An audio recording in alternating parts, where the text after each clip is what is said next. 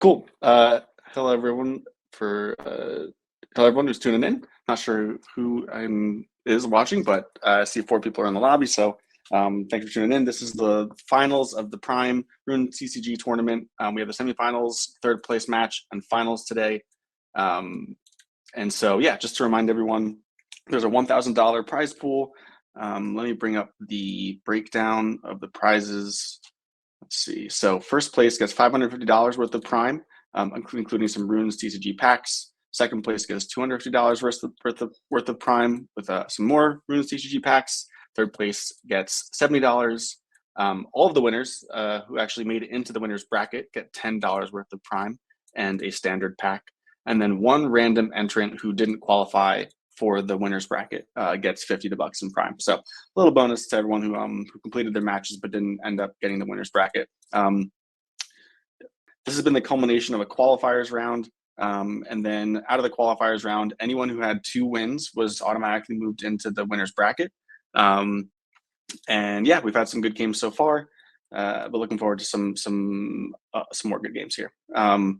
We have the first, so we have a few matches. The first, the semifinals is Mobius versus Melon, and then Tad Major versus Meebit or Mala, as you might know him on Discord. Fun little tip is I think Mobius is brand new to Runes TCG, and I'm not sure if he's even really been a part of the community for very long, but is a parallel fan and has taken very quickly to the game.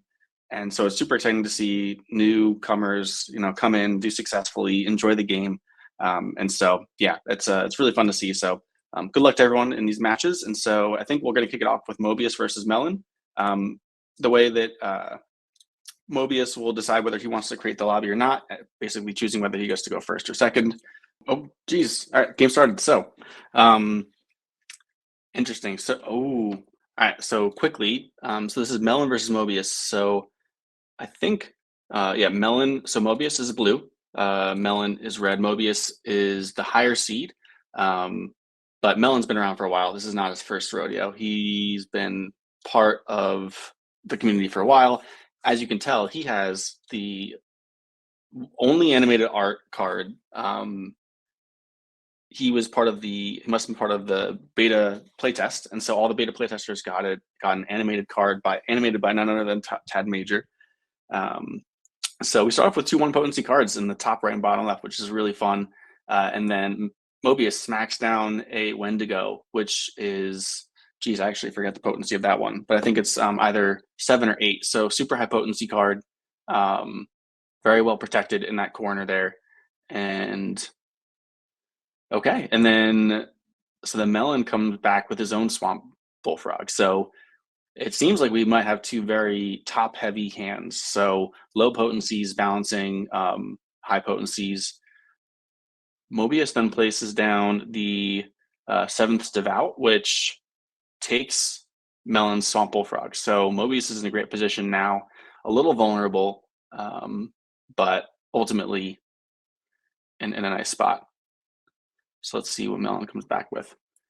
Yeah, it's fun to see the animated cards.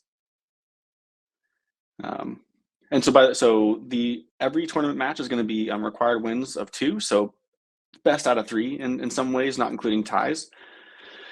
And it's going to be using a timer. So the play timer is going to kind of keep these games fair. No one's taking longer than the other people, and it'll kind of get us through these matches pretty quick. Aside from the hand selection portion, Melon's taking second. Ooh, wow. Okay, so Nightmare Imp captures the 7th Devout, and 7s on both sides is really oh man, these Souls cards are getting some play here. So the 9 captures, but all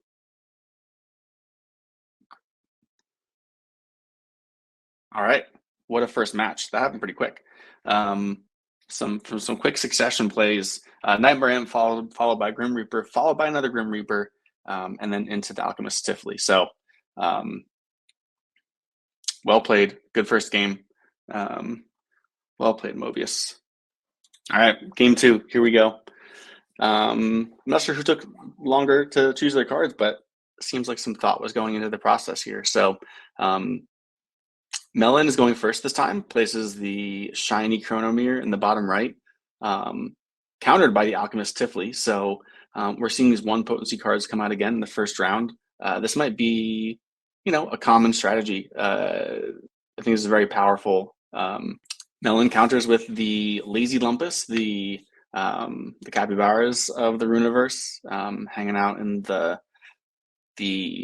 hot springs above Dreammaster Lake. Art done by none other than BKK Bros. I mean, look at that. I do need a way to enlarge cards if you hover over them. Some UI improvements are coming to the game slowly but surely. We'll get there. So, all right, some low potency cards. So expect to see some Souls cards slapped down on the table soon. Mobius in a good spot from a card count right now, but very vulnerable. The two on the Lazy Lumpus, the 2 on the Kobold Heckler, and the 1 on the Alchemist Tifley. These are going to change hands. So we'll see who gets who. Whoever ends up getting the Kobold on the left will have a nice 6 on the top to protect. Okay, so then Melon comes with the shiny Emerald Slime. Man, these animated cards are super fun. Lich Centurion with an 8. So that sets up Mobius pretty well. He captures the Emerald Slime. Oh, but Nosferatu with the 9s. Oh boy, okay. That just got interesting. So Mobius can't capture Nosferatu, and also he already has the Kobold Heckler and the Lazy Lumpus, so he really needs to protect himself because it's pure defensive right now. He can't take Nosferatu, and he can't take those 2 cards, so he needs to basically, it's a bit of a gamble probably right now. He's trying to figure out what card to play, what card he might think Melon has or doesn't have. Okay, all right, 1-1 Melon with the double take for the last play. Killer combination right there. Wow. Those are the 2 perfect cards in that situation. Nosferatu in the top left with the 9 and the 9, and then the Nightmare Imp with the 9/7/7. Wow. What's fun is that, so the Souls cards dropped on Halloween, and obviously everyone loved the art, was talking a bunch about them, but we haven't had too many games since then. And so it's hard for me to, so I really didn't know, so when the Souls cards dropped, what they did was they added a new potency to the cards. So they added the potency 8. Obviously the most powerful cards in Runes TCG to date. And so, I wasn't really sure how that would affect the game and the gameplay, but it seems like people really like the cards. And that was a great display of how powerful they can be. So, all right, it's 1-1. We get Mobius copying Melon with the Chronomere in the bottom right. Let's see, another 1 potency card comes out to play. There it is, Swamp Bullfrog, top right. Interesting that Melon didn't play it to capture. Not saying it's wrong, but it's going to be interesting. Because we know these 1 potency cards are, going to go up against some pretty heavy Souls cards. So the choice to go for a defensive maneuver versus simply just take the Chronomere and then leave the Swamp Bullfrog. Okay. All right. Mobius plays the Alchemist Tifley. I think that's where he played it last time, to capture Melon's Chronomere. This time it's his. So leaves it vulnerable, but a common strategy will be to leave, to have a card with 2 vulnerable spots, so that if it gets taken in one, you can just take it right back in the other. So maybe he thinks that he has this Alchemist Tifley on lock, even though it's very vulnerable, he'll be able to get the second play. So, okay. The Cursed Graveskeeper, Kobold holding some delicious severed heads. Art by Gulsi Cutter. I'm not sure if I'm pronouncing that totally correctly, but just insane Souls art. Okay, and then Mobius plays the 7th Devout. Came out in game 1. A top heavy 7 on the top card. So a specialist card, I like to call them, where they have most of their power in 1 number. Oh, okay. And then Melon with the double take of the zombie Hulk with the 6 to capture the 7th Devout, and then the 3 to capture the Alchemist Tifley. So that's a huge move. This is going to be interesting for Mobius to have to come back from. Grim Reaper can be in play. There it is. Okay, so the 8 captures the zombie Hulk. So he's in a good spot. Nosferatu can't capture Grim Reaper. We know that's in, oh, okay, a tie. Yep. So Mobius went first, and so the first player has to win by 1. That helps kind of even out the fact that they will play 5 cards in the game, and the second player will play 4. So I was wondering if we can get a tie. I mean, to get to have 3 games without a tie is probably pretty rare. And but these players seem to have had strategies that worked for them. So we got a tie. Game number 4 of the series, still 1-1. So the next win wins the match. All right, here we go. Game 4, 1-1, coming off of a tie. So Melon goes first this game. Mobius just went first last game. So let's see. Another 1 potency card. There we go. Shiny Goblin Bandit, top left. Mobius has been playing with the Alchemist Tifley a bit. So Alchemist Tifley will not be able to capture this. Swamp Bullfrog would be able to capture this if he played it in the top middle.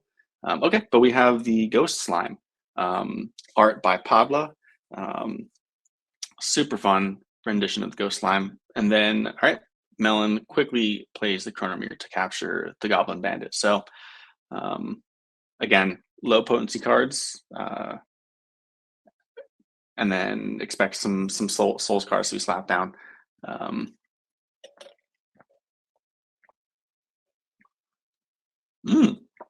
Okay, not a Souls card, but high potency. So that's the Canyon Worm. The number is a little hard to see, but it's a 3 on the top, 6, 8 on the bottom, 6 and 6. So 8 and 6 set up pretty well. Although Melon plays the Stumpy Goat Herder, featuring Boba, Tanya Del Rio's adorable corgi, now forever inscribed, forever made into a Runeverse character. And so art by BKK Bros as well. This art is by 1984 Pixels. The illustrious Tanya Del Rio, every damn week. Oh, what's up, Oz? And who's GM Stev? Who is that? What's your Discord handle? That's not Jason, right? Or is that Room Tapak? Is that you from the beach? Oh, Tad. Oh, nice. What's up? Oh, okay. All right. Hold on. So we have Stumpy Goat Herder, and then we have the Gnome Chef with a 7 on the bottom, taken by Oberos the Reborn, Grim Reaper. Oh, damn. Okay. Oberon Reborn takes Gnomish Chef and protects on the bottom, but then Grim Reaper. Oh, and took the. Oh, okay. That was it. All right. GG's, fellas. Only newcomer to come make it into the winners bracket, let alone semifinals. And so, yeah, I mean, just again, super fun to see. And so, and Mobius will still be able to play for 3rd place and a decent prize. Here, 1 second, Mala.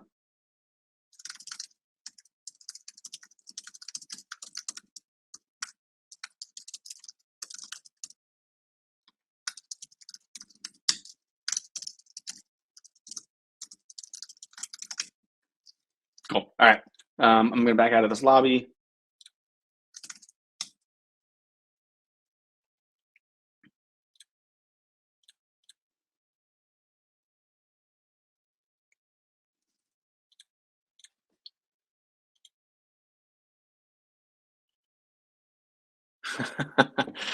Julian, yeah, next time.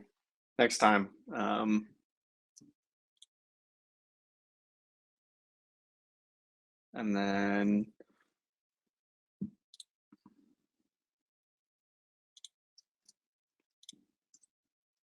okay, sorry. Oh, sorry. And then Mala is asking who's higher seed. So Tad Major is higher seed. So Tad, you get to choose who creates the lobby.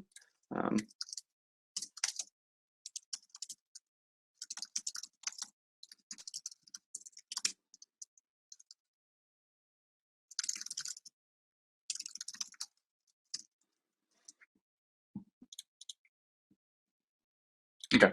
All right, Tab Major is creating the lobby. He's gonna go first. So yeah, great first game. Again, I think the highlight of that match for me at least was the juxtaposition of the 1 potency and 8 potency cards. So we'll see whether yeah, we'll see what happens with this match. I mean, it makes sense because if you know someone is going to go low potency, high potency, having mid potency cards is really tough because those mid potency cards, 3, 4, 5, 6, will be taking 1 potency cards and then will be taken by 9 potency cards. So yeah, just again some shout outs. So we have this beautiful background, this lobby setting, art done by the one and only Oz, who's in the chat right now. Oz the Oz.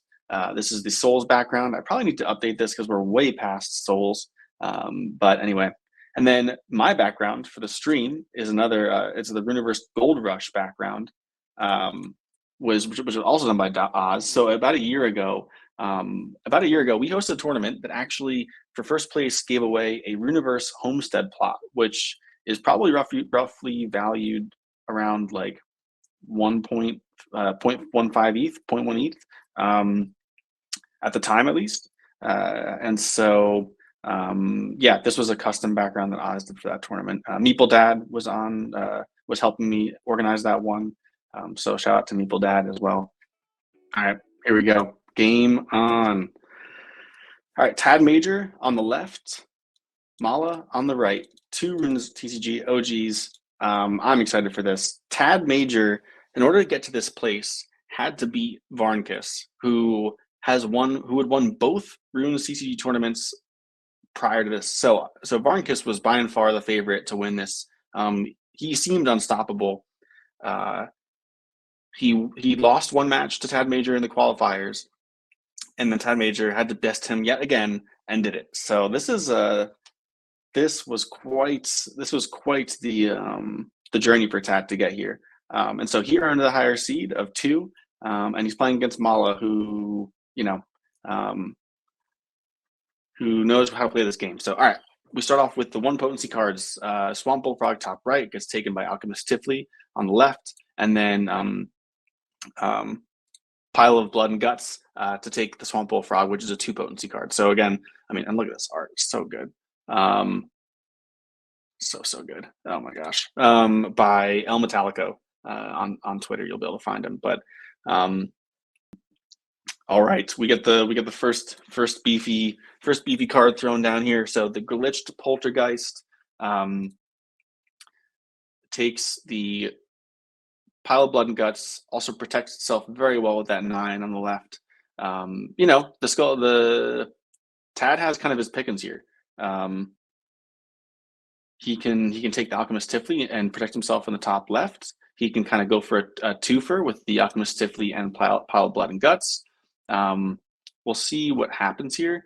Yeah, no, Oz, seriously, this the Poltergeist art is fantastic. Oh, the 1 potency 2 capture. I can't imagine you're going to see that very often. That's humongous amounts of value. I mean, the Alchemist Tifley and Goblin Bandit are very vulnerable, so Mala shouldn't have an issue necessarily taking them back. I mean, except like Nosferatu would be a great top left play here. Something on the top left, take the Tifley and then protect itself. But yeah, no, Mobius, you're right. That's a game winning move, and insane amount of value. Tad still has probably both of his 2 high potency cards left in his hand. So we'll see. Mala's eaten into his reserve time here, rightfully so. This is a really important move. Yeah, Oz, good point. Dota would be good here as well with the 9 on the top and 9 on the bottom. Scramps, old Scramps would be good in the bottom middle. He has a 4 on the top. Okay, so Skull Crab to take Tifley in the top left. So I don't know. This is gonna be tough. This is gonna be real tough because depending on what Tad plays here, I mean, Dodo would be an amazing play right here. Dodo would be fantastic, hands down. To take that Skull Crab, protect itself. All right, Nightmare Imp to take the Skull Crab. Yeah. So okay, if Mala can take the Goblin Bandit and protect itself, I think that then it would be a tie. The best outcome here for Mala is a tie. Um, okay. Nope. Game one goes to Tad. Dang. Okay. Well played. Well played. You got to say though, these and so Mala, and you'll notice Mala and Tad both have the animated. Actually, no, I think there's just.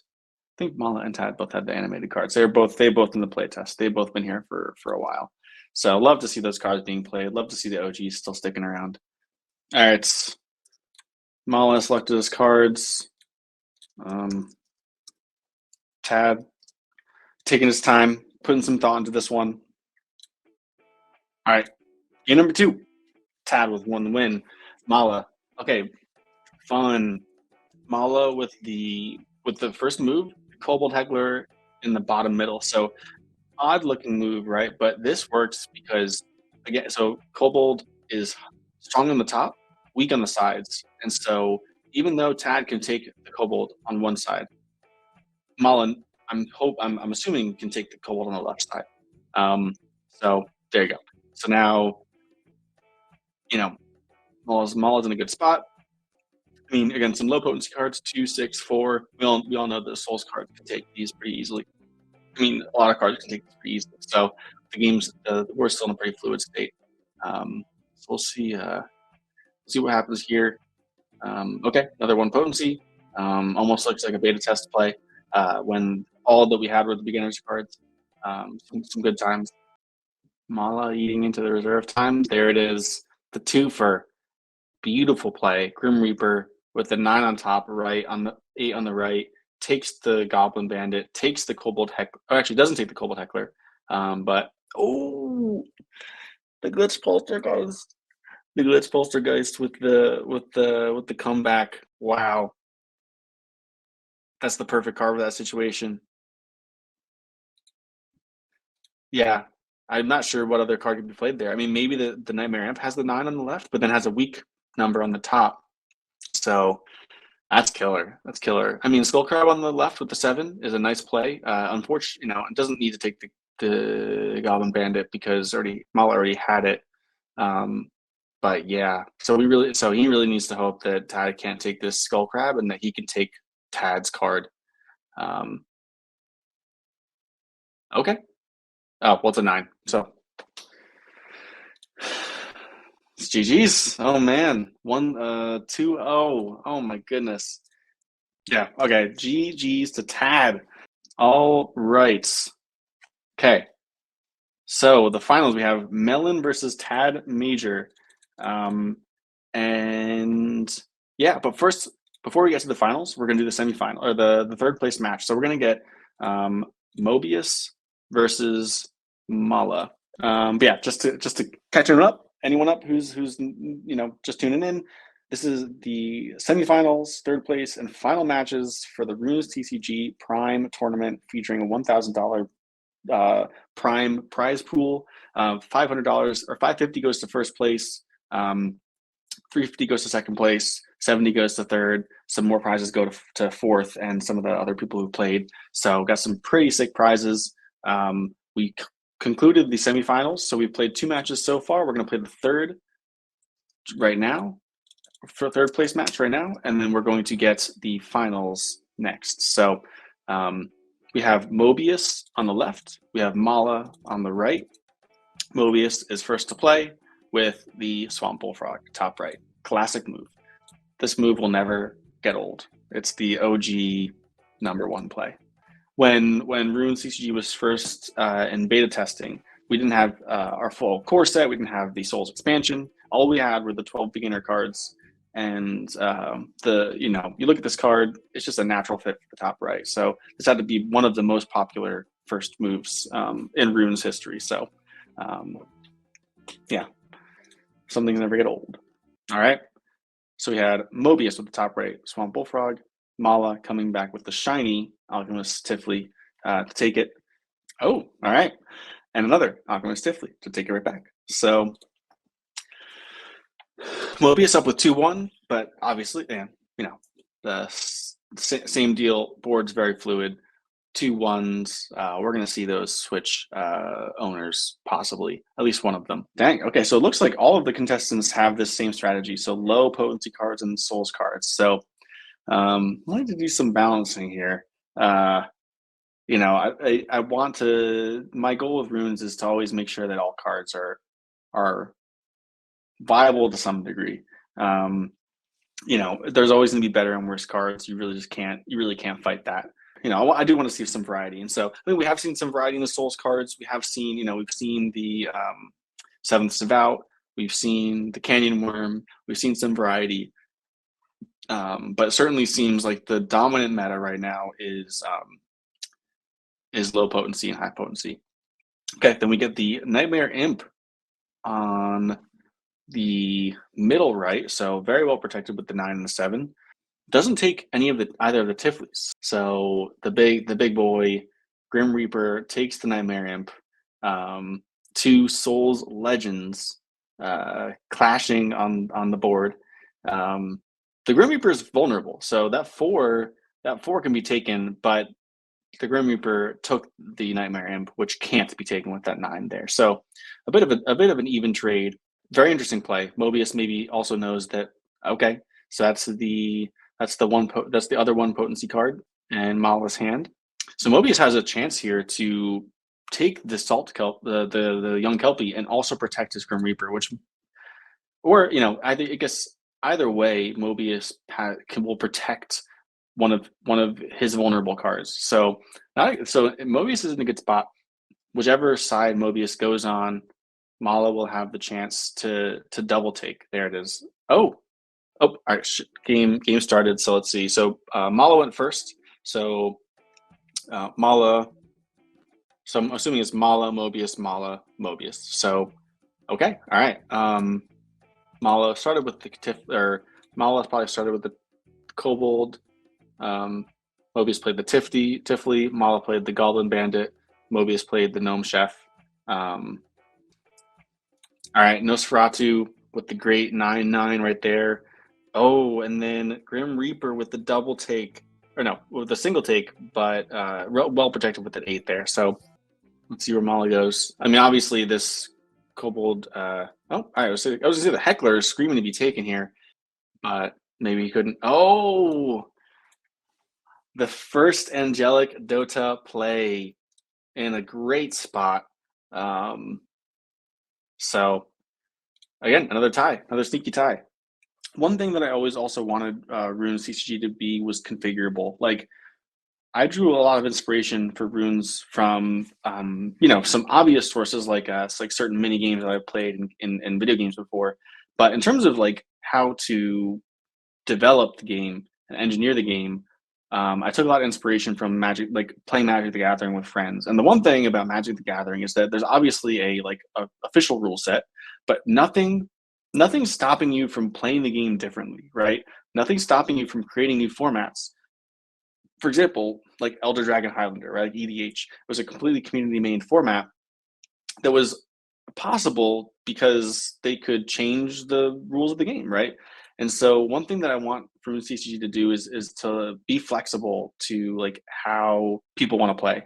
And so potency obviously can be set to different things, right? And so if we increase the potency, which anyone can do, and we can do for tournaments, then we might see a range of cards. So, all right, we're kicking off the game.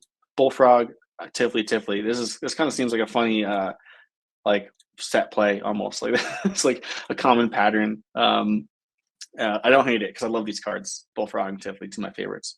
And then Tad said, still excited to see board elements, walls with numbers, spots that have specific bonuses. Yeah, so all that's coming, Tad. We've been brainstorming some different mechanics. I don't want to break the game, right? I need to really think through how we want to evolve the game. But we have some things coming down the road. I've already teased a little bit of some more developments. I don't disagree with you, Tad. I think like Mobius is like almost like a honorary OG Like, to be quite honest, very impressed with the run he made, and love his energy. We've DM'd a little bit about just like how fun the game is, and he was even asking me about some metas and stuff. I'm like, dude, you're a perfect fit. So I don't disagree. So all right. Oh, okay. So we got the Merlin's. We've got the Merlin's monkey. I forget what potency this is. Must be a 3 or a 4. But artist 1984 pixels. This is such a fun scene. It's like a story. So between the basic and alternative art version of this card, it's like a little bit of a story, which I love. Okay, and then we have another 1984 pixels art card, Messenger of the Baron Court. If you are part of the cult, you know the Baron Court. Mobius plays the Grim Reaper. The Grim Reaper is Arch Nemesis, the glitch poltergeist, with the perfect 9 to counter the 8. Another tie.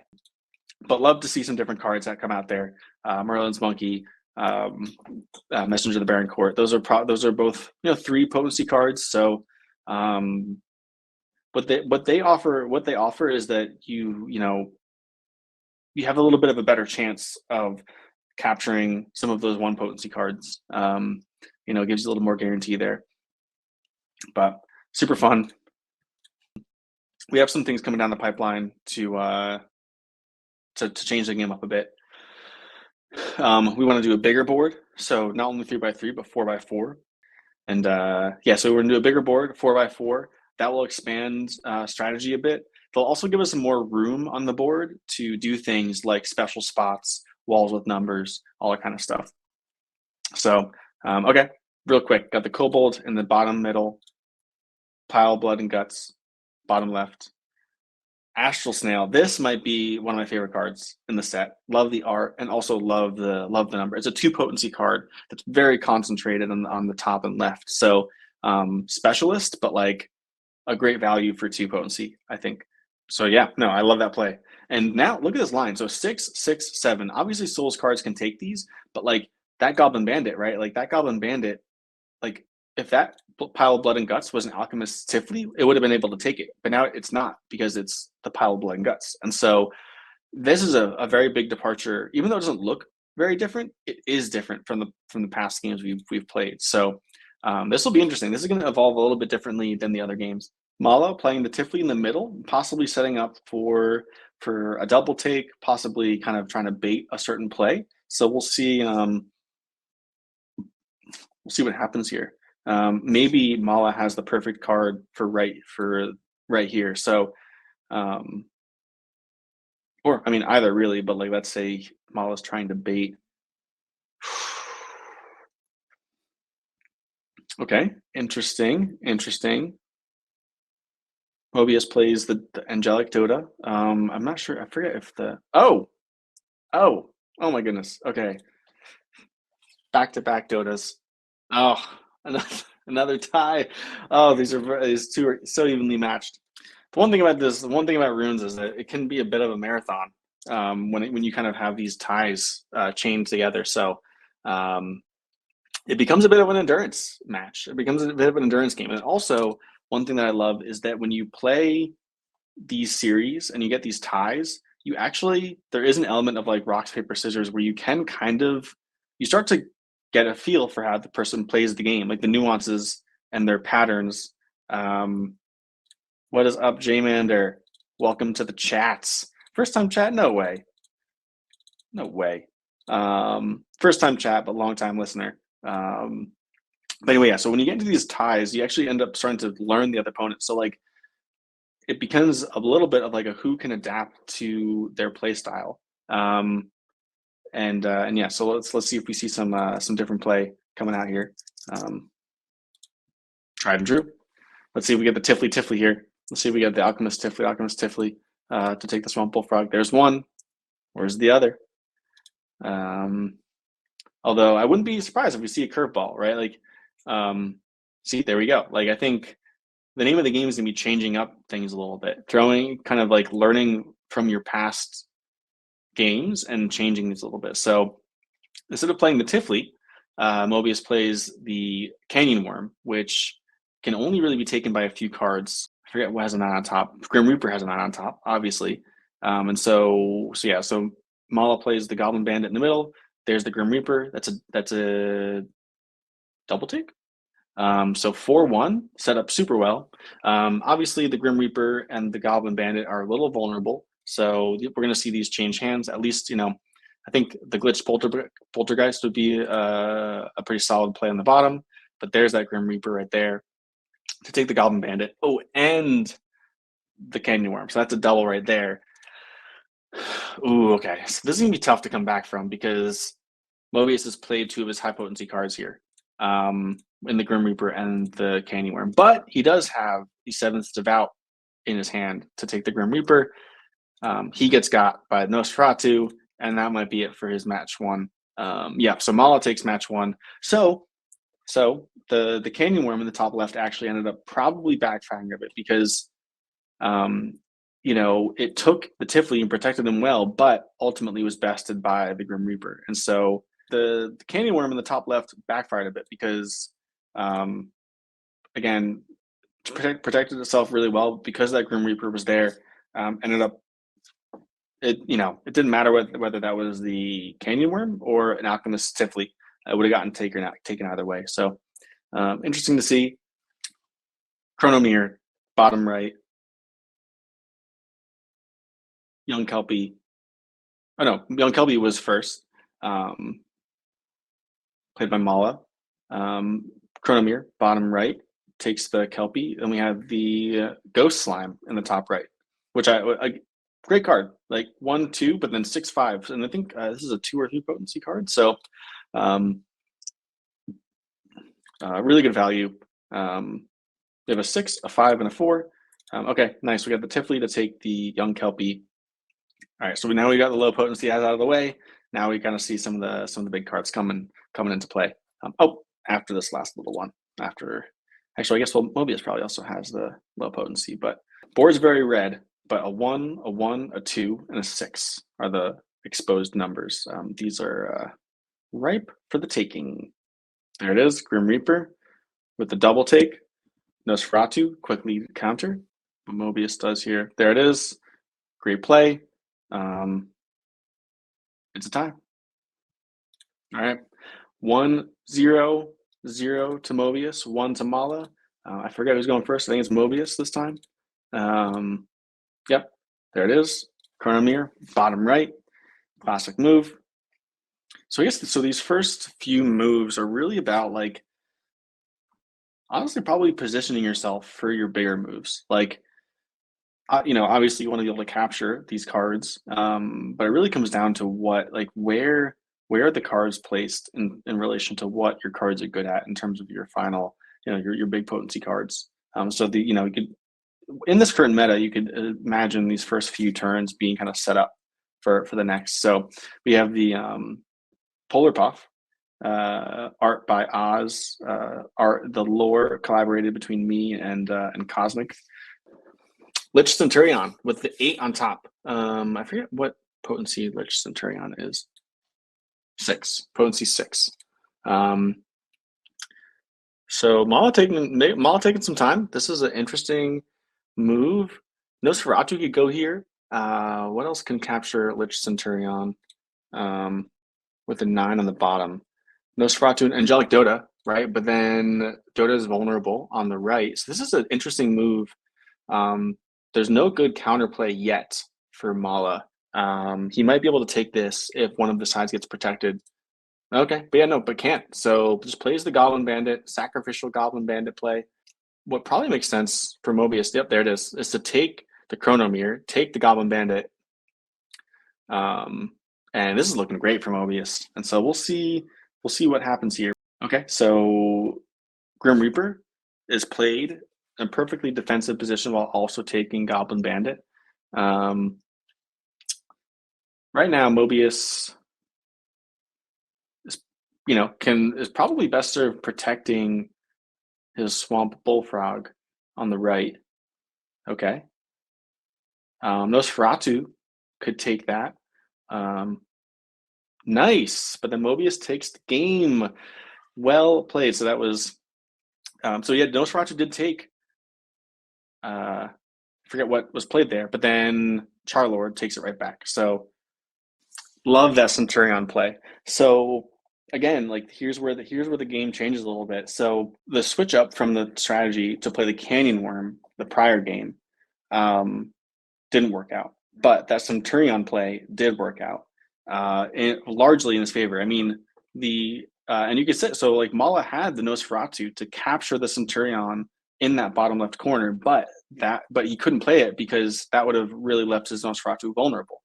Um, and so yeah, the Centurion really ended up messing up Mala's cadence, I think, in that game. So really well played. Really fun to see some of these cards. You know, it's not just some and Centurion's a 6 potency card. That's not that's I would say 6 is firmly in the middle, right? So it's like 1 and 2 are probably low end, 7 and 8 are high end, and then 3 through 6 are kind of the mid ranges. That was a really good play of a mid range card. Who goes first? Who went first last time? Was Chronomir here? Okay, so Mala's going first. Young Kelpie, mid right. Chronomir, bottom right. Tifley. So some standard moves here. Let's see if we see any alteration. Could see a Tifley here. Could see a Tifley here. Tifley in the mid. Okay, Swamp Bullfrog, top right. All right. No double take opportunities, which is sometimes a possibility here. Interesting. Okay, so probably didn't have a great play other than this. That was Mala's card already. So I wonder what's. I mean, maybe a bit of a bait. Let's Centurion taking the Tifley.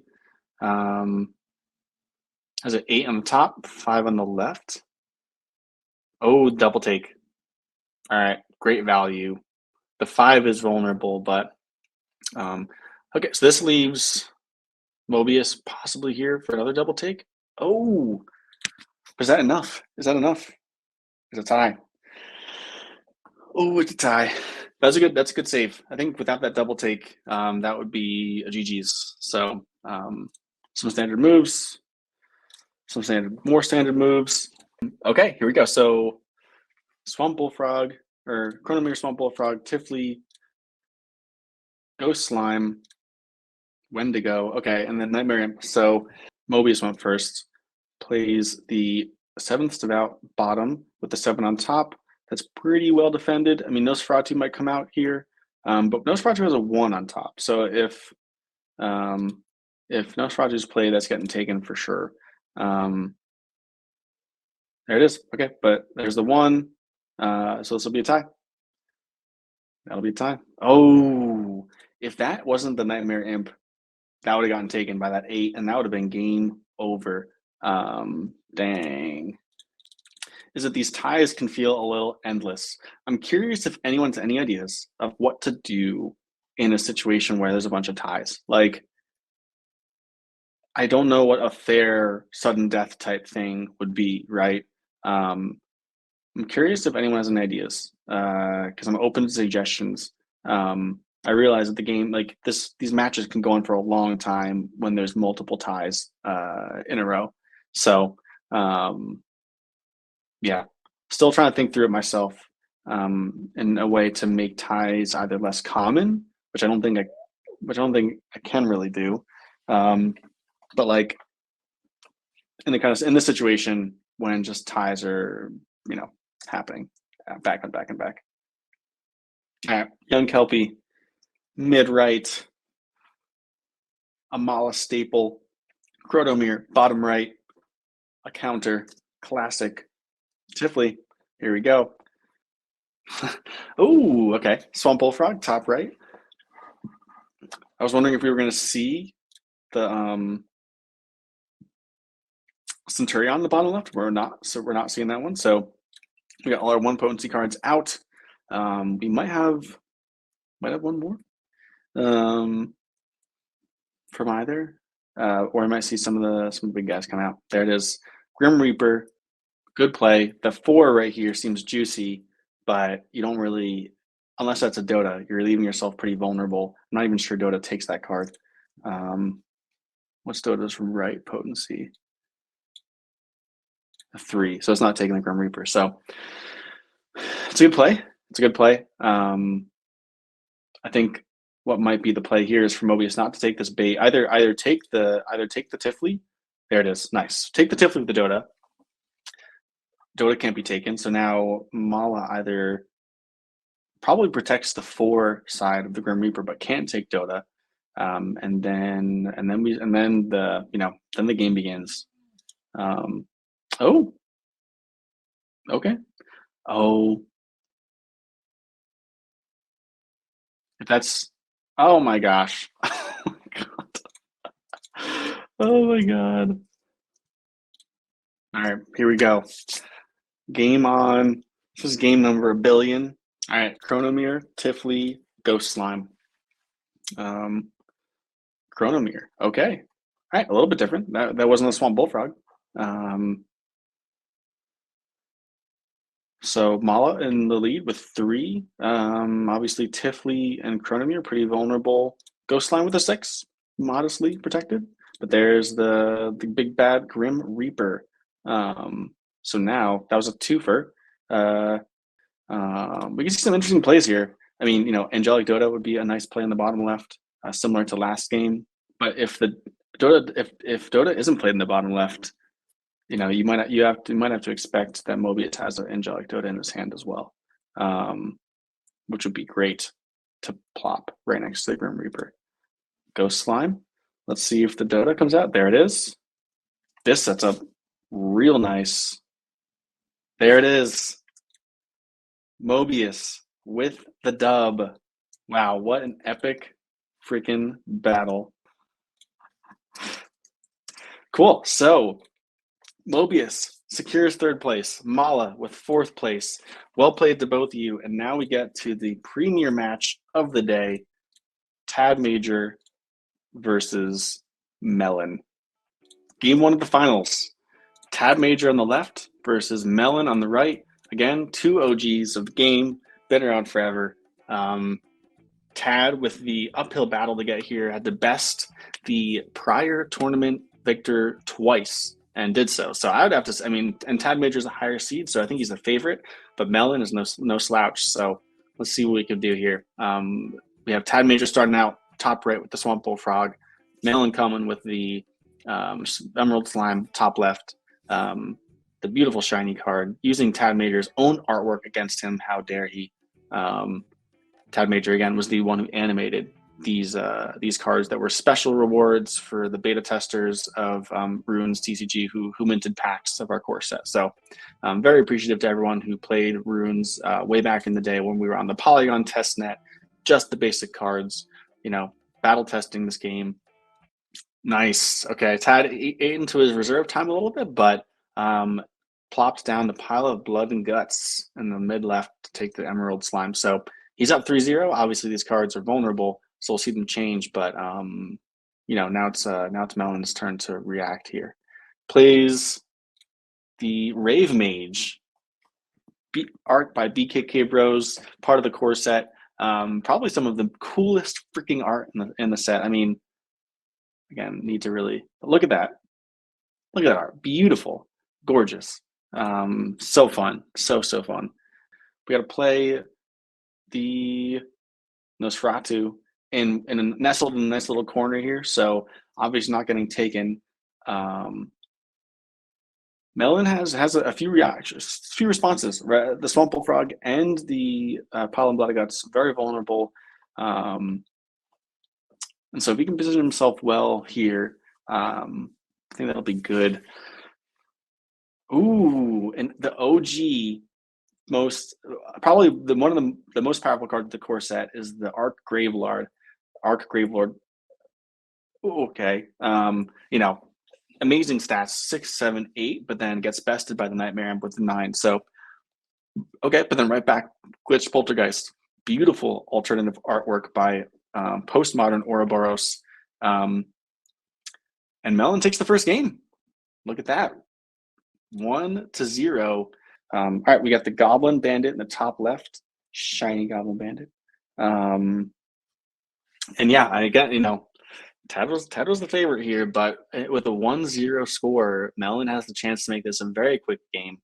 Got the Chronomere to take the Goblin Bandit, and then the Chronomere to take the Goblin Bandit back. So, pair of Chronomeres surrounding the Goblin Bandit.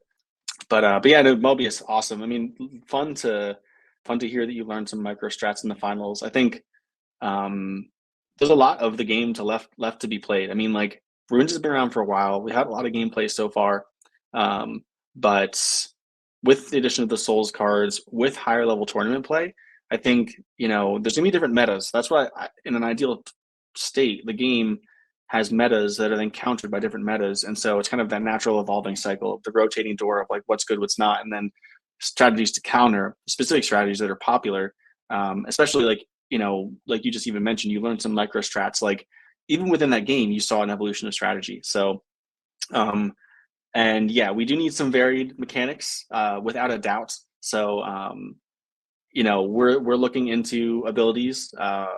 We want to, we want to make sure that they're balanced, and they work well. They don't kind of break the game necessarily.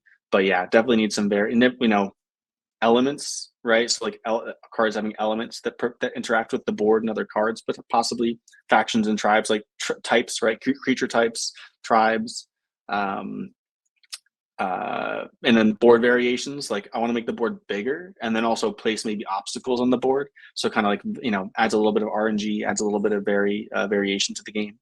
So yeah, a lot of fun things coming. Slow and steady.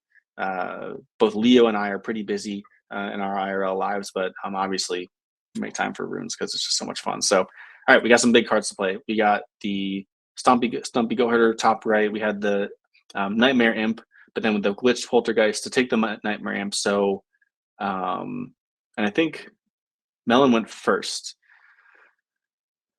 Okay, so he needs to be able to. Oh,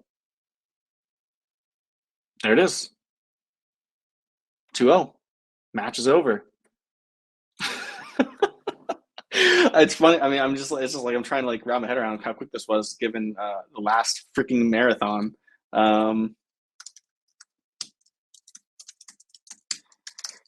but yeah, so let me hold on. So that was I'm trying to think of how that just went down because that was pretty quick. The Nightmare Imp, Glitched Poltergeist, Grim Reaper, Oberon the Reborn. So I guess, yeah, Ty just found himself in a sticky situation with the Chronomere and Goblin Bandit being there. Maybe if he played maybe if he played the Grim Reaper underneath the Goblin Bandit, no, that probably wouldn't have worked. So, yeah. See, runes can take freaking forever, and then it can be pretty quick. So, but yeah, congratulations to all the people who played. Melon first play here. Let me go over the prizes once again. Um, First place prize goes to Melon, $550 worth of Prime, 3 special edition runes packs, and 3 standard packs. Second place is $250 worth of Prime, 1 special edition pack, 4 standard packs. Third place is $70 worth of Prime, 4 standard packs, and then all the winners get $10 of Prime. And there's going to be a random entrant who didn't qualify for the winners who gets $50 in Prime. So Melon gets $550, Tad Major gets $250, Mobius gets $70. That's it. That wraps it up. Thank you all for tuning in. Really appreciate everyone who participated. Thank you so much. It was a super fun tournament from start to end, qualifiers to winners bracket. So thank you everyone who played, everyone who participated, everyone who watched. Congratulations to the winners. Yeah, just keep your eyes and keep tuned for the next tournament. I want to continue a series of tournaments that kind of cross-pollinate across different Web3 games. I'd love to kind of keep hosting these tournaments that give prizes to other projects, whether it's a token, whether it's an NFT. There's tons of Web3 games out there that are all doing amazing work. They all have very affordable NFTs, and so would love to continue to kind of like, spread the love and continue to connect these tournaments, getting more tokens in more people's hands. So yeah, really appreciate everyone tuning in, for playing. I'll be in touch with all the winners for all the prizes and whatnot. But yeah, that's all I got. And so yeah, I'm gonna sign off here. Enjoy your weekend, everyone, and thanks for tuning in. See y'all. Stay magic.